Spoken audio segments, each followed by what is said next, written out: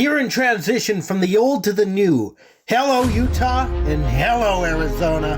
Welcome to the Albertan Coyotes Fan. I missed the game yesterday. It's kind of all the fault of my own. I thought yesterday was Friday, like an idiot, and I was reminded this morning that it was not, in fact, Friday yesterday because the church bells went off and I woke up. In my new kind of idea that I'm not going to make videos based off of replays, or really what I should say is highlights. If I could have caught the replay of the game, I would have, covered it, but I was not up in time for that, so I'm not making videos on highlights. I did watch the game today, though. I will say on the Buffalo game, Kesselring gets a Gordie Howe hat trick, which is a fight, a goal, and an assist. I was trying to look up earlier how many defensemen have done that in the course of the NHL history, and I couldn't find anything on it, so who's to say? It's capped off with a 5-2 win in Buffalo. And then they go to Philadelphia, which Yotes win 4-2 against the Philadelphia Flyers. I don't know where my mind was going on that one. Philadelphia.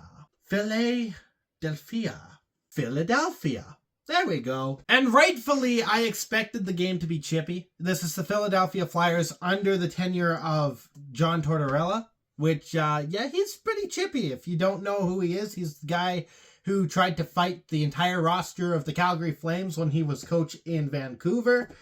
He's got a lot of fiery stuff that he did in Columbus. He's got some fiery stuff he did in Philadelphia. And he's got a lot of nice, voice clips of him being a little bit goofy or otherwise disinterested in what the media has to say about or to him. So he's got a lot of character in the way that he coaches, which translates to character in the way that he plays his players, I guess.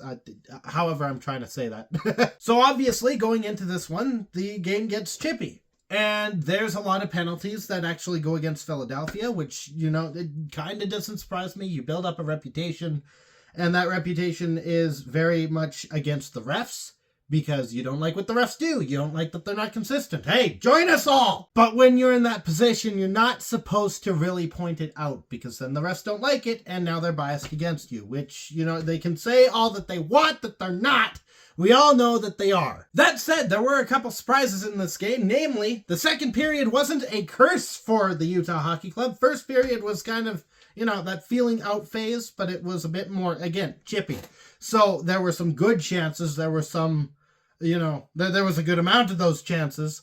And there was a lot of chippiness. There was a lot of Utah getting away with some things which the Philadelphia bench didn't like.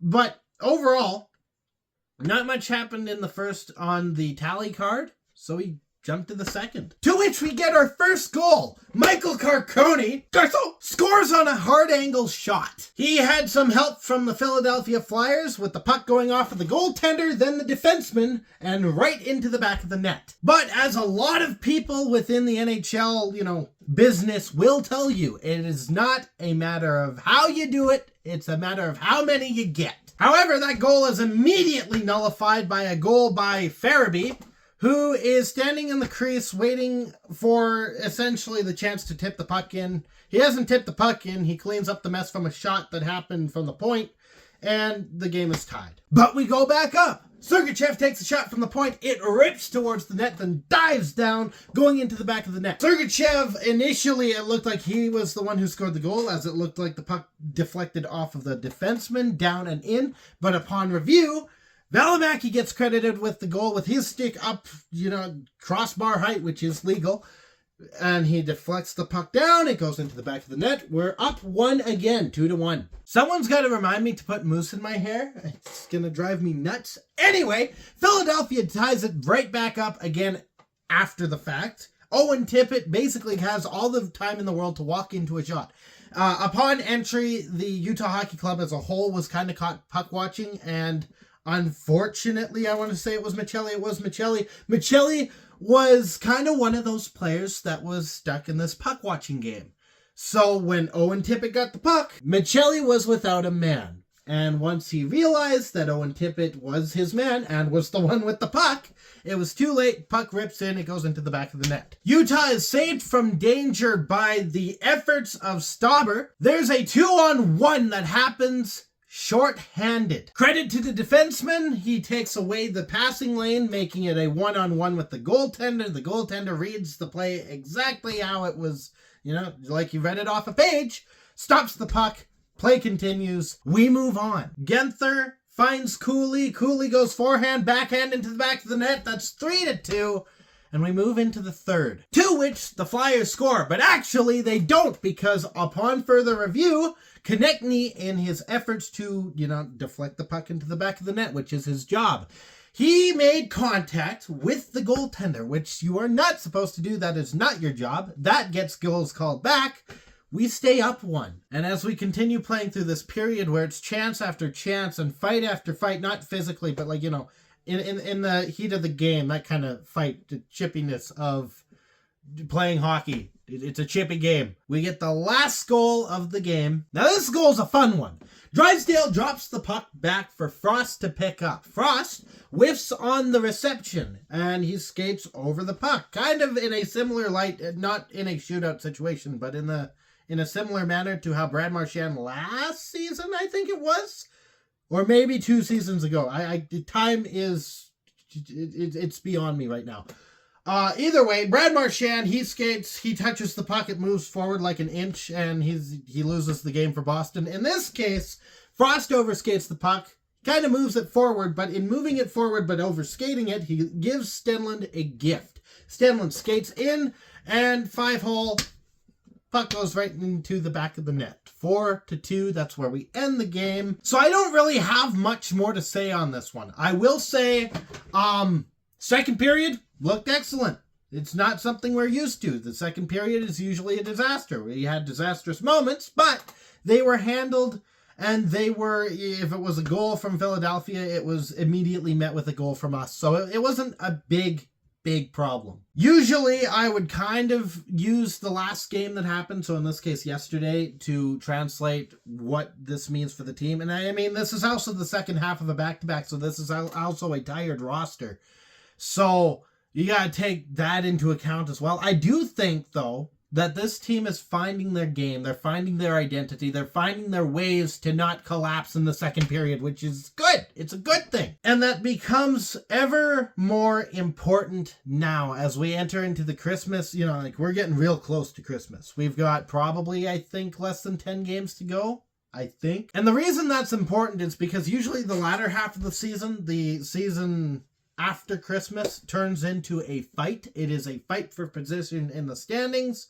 Usually this is where we find out who's actually going to be a playoff caliber team, who is not going to be a playoff caliber team. That's the kind of idea that we're getting at going into the new year. So to have established this identity, it's a good thing. And we're hoping that they continue this into the rest of the season. So in 2 days, I want to say it is Sunday. That's Tuesday. Okay, that's 2 days. Yeah.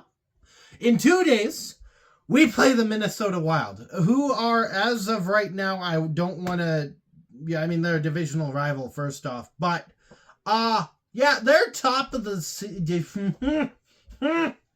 No. They are top of the standings right now. I think they're actually vying for position for, top of the league right now. They are. They're in a 3-way tie with the Capitals and the Jets, 40 points. So they're not going to be an easy team to beat. So we will see how that game goes. I would like to make the prediction that Fleury is going to be starting in net.